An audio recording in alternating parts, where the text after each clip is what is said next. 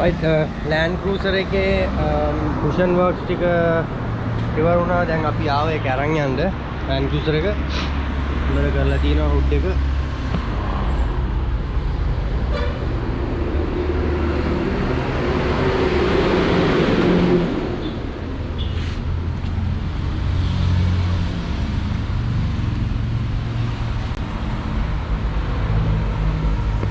දැන් ඉතින් අපි තු වැඩ ටික කරන්න එක ගරාජ් එකට අරන් යන්න.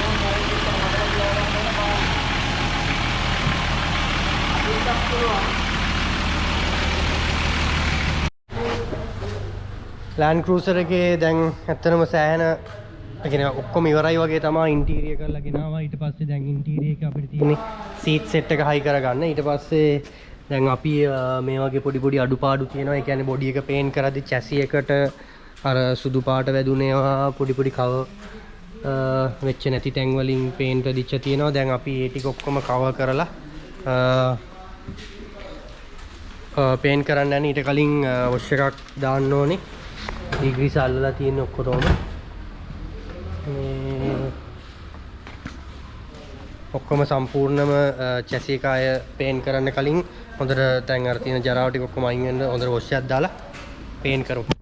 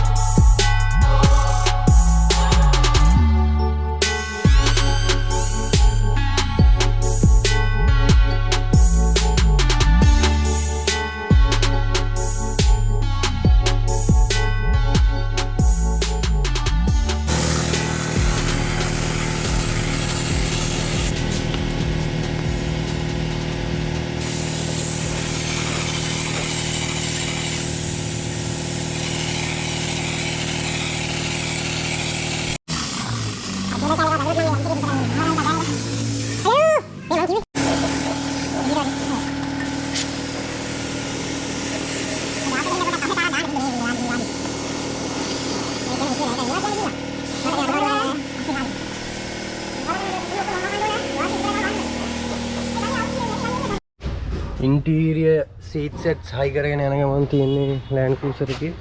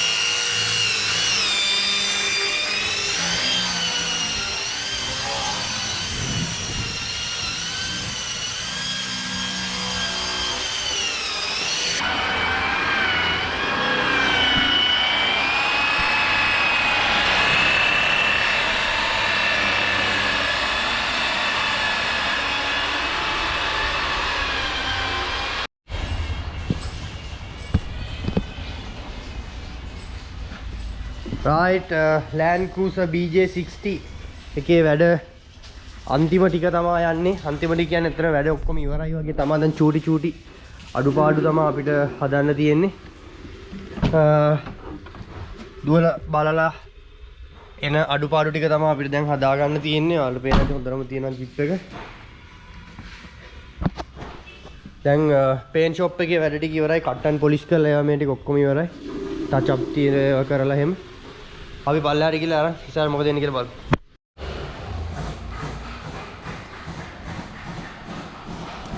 ජිප් එක අපි එළියට ගත්තා. දැන් Land Cruiser එක එකෝ ටෙස්ට් එකට යන්න තියෙන්නේ. අපි ගිහිල්ලා තුන් පරීක්ෂාව ඒවා මේ ඔක්කොම අරගෙන එමු.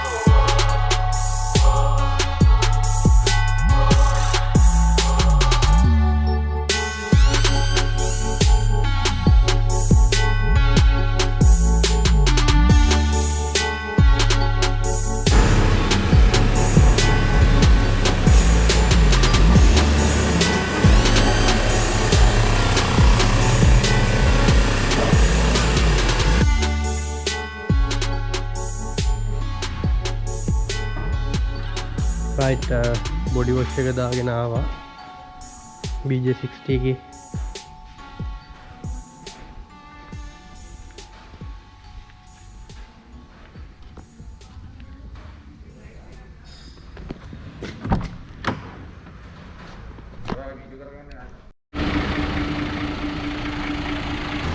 right මම හිතනවා ඔයාලා Land Cruiser Bj60 එකේ සම්පූර්ණ එපිසෝඩ් ඔක්කොම බැලුවා කියලා. ඉතින් ඔයාලා දැක්ක ඇති කොච්චර එෆර්ට් එකක් දානවද මේ වැඩේට කියලා. ඉතින් ඒ කියන්නේ අපි නිකම්ම ෆුල් පේන් ජොබ් එකක් නෙමෙයි කරේ. බොඩි එක වෙනම අයින් කරලා ඊට පස්සේ බොඩි එකේ තිබ්බ කොරෝෂන් දිරපුතෙන් ඔක්කොම හදලා ඊට පස්සේ chassis repair bleeder lines මේ ඔයාලට පේන ඇති දැන් උඩට ඇවිත් තියෙන bleeder line set එක යා ක්ලීන් එක ගාවට. ඉතින් එතනින් හරි ගියොත් සෑහෙන වැඩ ගොඩක් කරා. ඔයාලා ඔක්කොම කරපු වැඩ ටික දැක්ක ඇති කියලා මම හිතනවා. ඉතින් දැන් අපි POV drive එකක් කරන්න ඉන්නේ. මම හිතනවා ඉතින් Land Cruiser Bj60 එකේ වීඩියෝ එක ඔයාලා බැලුවා ඇති, enjoy කරා ඇති, මොකක් හරි දැනුමක් ලබා ගත්ත ඇති කියලා. කොච්චර මහන්සි වෙන්න ඕනද, කොච්චර වැඩක් restoration එක මේ වගේ jeep එක කරන්න තියනවාද කියලා ඔයාලා දැක්ක ඇති. ඉතින් වීඩියෝ එක හොඳ නම් SL Chop Shop subscribe කරන්න, share කරන්න. අපි දැන් POV drive එක ගිහලා කරමු. ජය වේවා.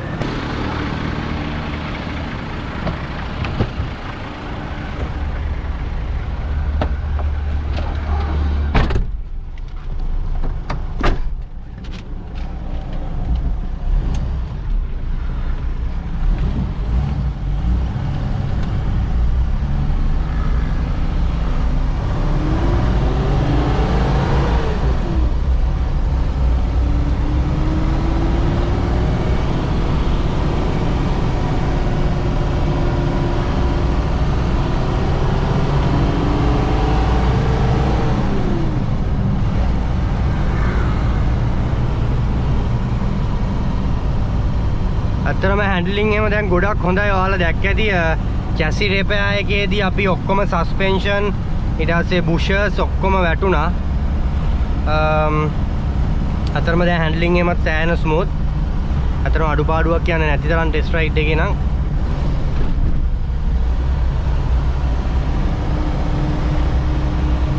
wheel alignment එක තියන්න ඕනේ. පොඩ්ඩක් ස්ටියරින් එක ඇන්ගල් එක එනවා පොඩ්ඩක්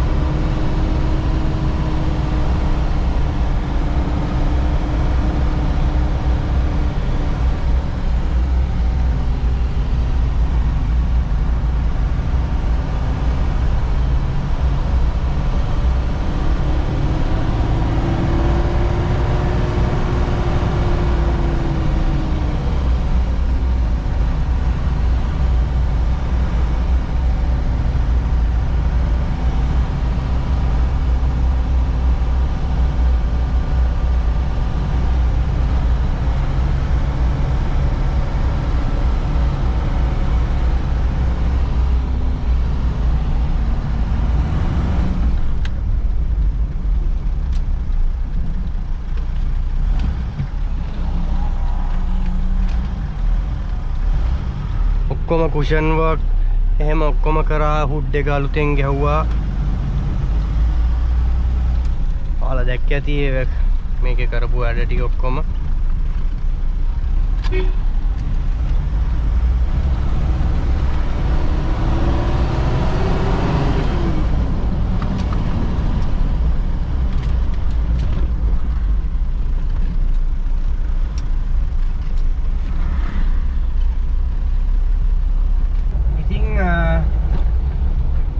ඇත්තටම ප්‍රොජෙක්ට් එකක් මේ කාලේ කරනවා කියන්නේ සෑහෙන වියදමක්. ඒ කියන්නේ ඔයාලා කියන්නේ දැන් අපි ගෙදර දිනදා පාවිච්චි කරන ගෑස් සිලින්ඩරේ මේ වෙනකොට කොච්චර ගණන් ගියාද කියලා ඔයාලා දන්නවා. ඒ වගේම දැන් අපි මං කියන්නේ මේකයි අර ගොඩාක් ටින්කරින් තියෙන වාහනයක් ගන්නත් හොඳ නෑ. බොඩි එකක් අපිට හොයාගෙන ඒ කියන්නේ දොරවල් බොනට් එහෙම කියන්නේ හොයා ගන්න පුළුවන් නම් අවුලක් නෑ.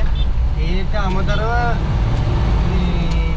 ගොඩාක් දිරලා පස්සලා තියෙන ඒවා දැන් හදන එක ගොඩක් තේරුමක් නැති තරම්. මොකද ඒ තරම් සෑහෙන මොකක් හරි වාහනේ හොඳ වටිනාකමක් තියෙනවා නම් ලාභයට හම්බුණා නම් ප්‍රශ්නයක් නැහැ. ඒ ඇරෙන්න නැත්තම් සෑහෙන කියන්නේ දැන් මම දන්නවා මේ එපිසෝඩ් එක ඉවරෙද්දී අනිවාර්යෙන් මේකට කීයක් ගියාද කියලා කියනවා අහනවා.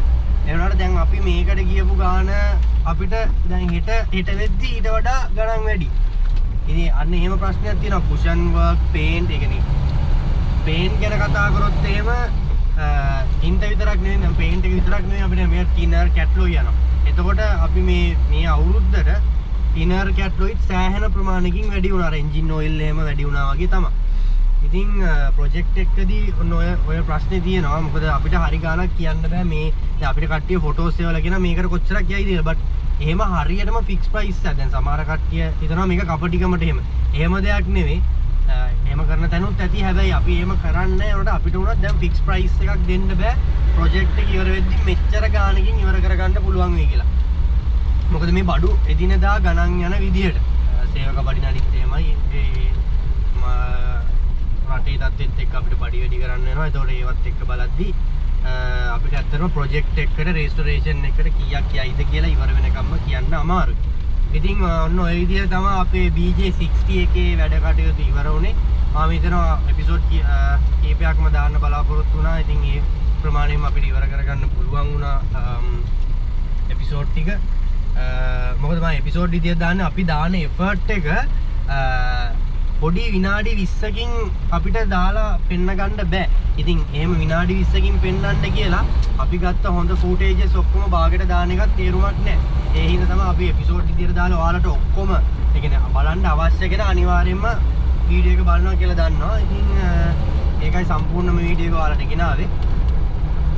ඉතින් POV drive එකත් මම හිතනවා ඔයාලා දැක්ක ඇති කියලා. අත්තර මේ ඉෂුව එකක් නෑ. alignment එක පොඩ්ඩක් කියන්න තියෙනවා. ඒක විතරයි අඩුපාඩු වල තියෙන. අපි ඒකත් කියලාම දෙමු.